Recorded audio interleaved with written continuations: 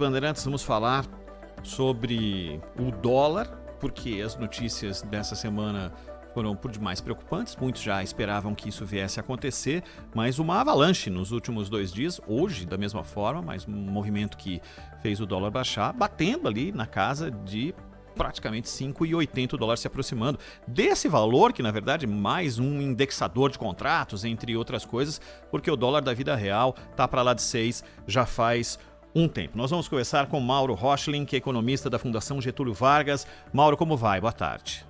Boa tarde, ouvintes. Um prazer estar com vocês. Prazer é nosso. A gente vem falando de dólar de maneira mais enfática nesses últimos dias, e essa alta... Aliás, eu li na semana passada uma matéria com vários economistas opinando e dando a entender que o dólar iria chegar no fim do ano a 5,40. De repente, nessa semana, nós estamos 40 centavos acima dessa perspectiva. Cenários de volta de segunda onda de Covid na Europa, eleições nos Estados Unidos, razões internas nossas muito particulares do Brasil. O que tem provocado fortemente ou de maneira mais impactante a alta do dólar? O que tem provocado de maneira mais impactante, a meu ver, é a questão fiscal. Eu acho que se não houvesse um problema fiscal premente, com toda a turbulência política que a gente atravessa, a gente não estaria vendo um câmbio tão volátil. Em outras palavras, o endividamento do país chegou a um nível muito preocupante. Os compradores de títulos públicos brasileiros têm muito medo hoje de apostar na compra de títulos de longo prazo e eles querem, na verdade, um porto seguro. E, dado esse risco cada vez maior, o dólar é cada vez mais visto como esse porto seguro. Então, mais ou menos essa dinâmica dessa alta que a gente assiste agora. O ministro Paulo Guedes hoje chegou a falar sobre a criação do imposto digital, mas depois, numa sequência só, falou que a criação desse tributo não vai existir, que esse tributo está morto. Toda vez que se fala disso, o mercado reage fortemente. Quanto que essa situação a respeito de criação de novo imposto está bem entendida pelo mercado? Olha, eu acho que o mercado realmente resiste, mas o que o Paulo Guedes faz é um pouquinho o papel dele. Ele está vendo que ele tem contas que são, não vou dizer que impagáveis, mas ele vê que a gente tem um problema de fluxo de caixa importante, cerca de 40% da dívida vence nos próximos 12 meses, e ele tem que buscar formas de viabilizar esse aumento de receitas. Cada vez mais o imposto digital se mostra um imposto que é muito facilmente implementado, muito facilmente fiscalizado e consegue rapidamente registrar um aumento de receita muito importante, né? Os números são muito expressivos quando a gente fala de uma CPMF digital que seja de 0,3%, enfim, alguma coisa dessa ordem que já foi no passado, a gente está falando de muito dinheiro. Então, esses motivos todos levam ele a toda hora a lançar esses balões de ensaio, eu diria. É mais ou menos isso. Zaidan. E ainda a respeito do que disse o ministro, Mauro Rochlin, ele afirma, ele fala da Febraban como um lobby, ele até disse que é um lobby justo, honrado, né? Mas ao mesmo tempo ele disse que é um lobby neste momento para fortalecer ministros furadores de teto, né? Tudo indica uma referência ao Rogério Marinho. E defendeu que o teto é algo que tem de ser respeitado, independentemente das circunstâncias.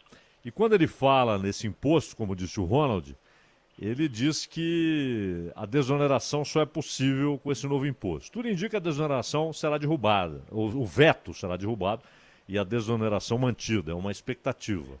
Agora, esses enfrentamentos, ora sem menções diretas, ora com menções diretas, Rogério Marinho e o Paulo Guedes, eles dão sinais de que o governo, na verdade, não tem convicção do problema fiscal que tem de ser enfrentado e da responsabilidade fiscal que deve ser mantida. Isso assusta o mercado? Olha, isso assusta um pouco o mercado, porque o mercado, claro, que esperava uma voz em uníssono em favor de um regime de maior rigor fiscal. a dívida do Brasil ela assumiu proporções muito grandes, né? Todo mundo comenta que devemos hoje em níveis de países ricos, né? O nosso endividamento hoje é 100% do PIB. E há uma justa, digamos assim, apreensão em torno da questão fiscal. E me parece um pouco que, de um lado, o Paulo Guedes e de outro, o Rogério Marinho, eles travam uma queda de braço em torno dessas ideias de se gastar mais ou gastar menos.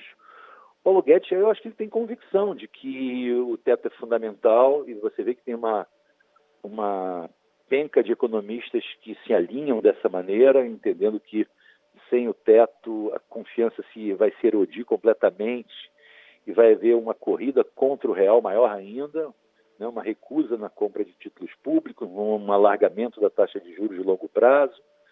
Enfim, toda uma tempestade perfeita iria se formar e esse jogo é o que o mercado está assistindo nesse momento. Acho difícil fazer previsões a respeito, eu diria. Agora, Mauro, quando as circunstâncias vão sendo juntadas aí, né, no tabuleiro, então uma remuneração menor aí para os chamados rentistas, né, com juros mais baixos, não para os bancos, não porque eles recebem, mas para o que eles pagam. E uma remuneração menor que faz muita gente buscar alternativa, bolsa, ou o dólar, ou ouro, enfim. Ao mesmo tempo, você citou aí uma certa dificuldade de encontrar interessados em títulos de longo prazo. Isso é desconfiança em relação a risco de moratória? Existe alguma preocupação real no mercado e entre os investidores, detentores de títulos, de que o Brasil não consiga honrar compromissos? Não, esse medo não existe absolutamente por um motivo muito simples. Ao contrário do que já aconteceu no passado recente, mais especificamente na década de 70 e 80, a dívida do país é uma dívida expressa em reais. Quando a gente fala de endividamento, a gente está falando essencialmente de um endividamento interno, de letras do Tesouro Nacional, de LFTs, letras financeiras do Tesouro, ou seja, de papéis que o país, o governo poderia honrar simplesmente emitindo moeda. Mas aí é que mora o perigo. Se ele perder completamente a credibilidade, não conseguir vender novos títulos para pagar os títulos que vão vencendo, ou seja, falando em economês, não conseguindo rolar a dívida, o que vai acontecer é que ele vai ter que emitir moeda. E a gente aí vai estar falando de uma emissão em proporções gigantescas, absolutamente gigantescas.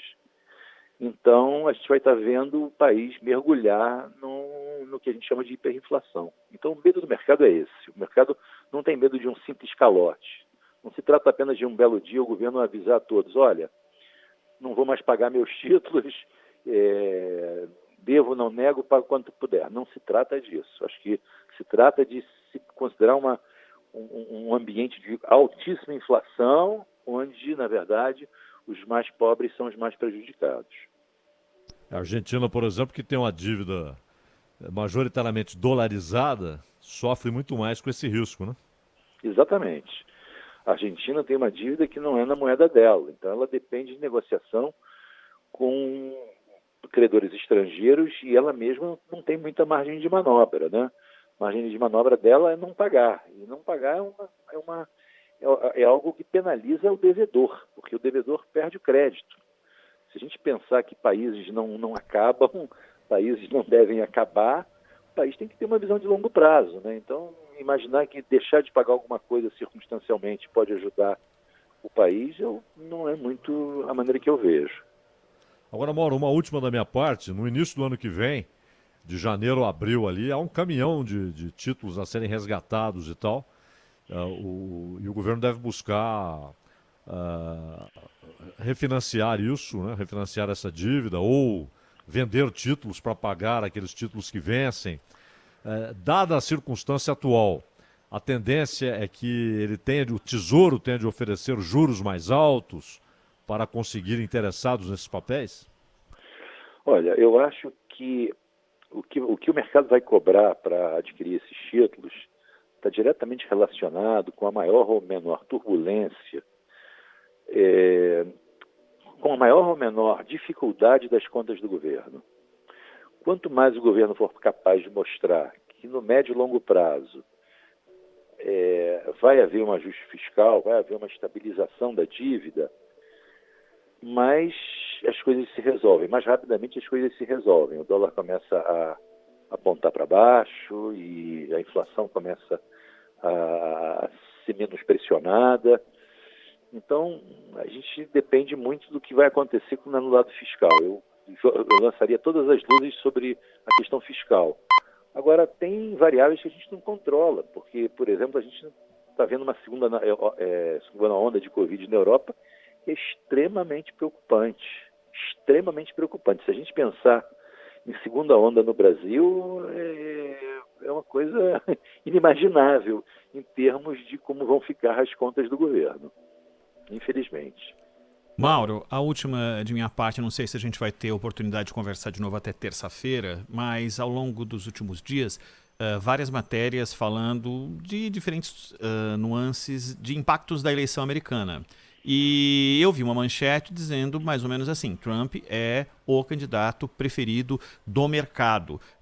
Isso é fato aqui no Brasil? Se Trump ganhar, o cenário mexe menos e os investidores correm menos riscos?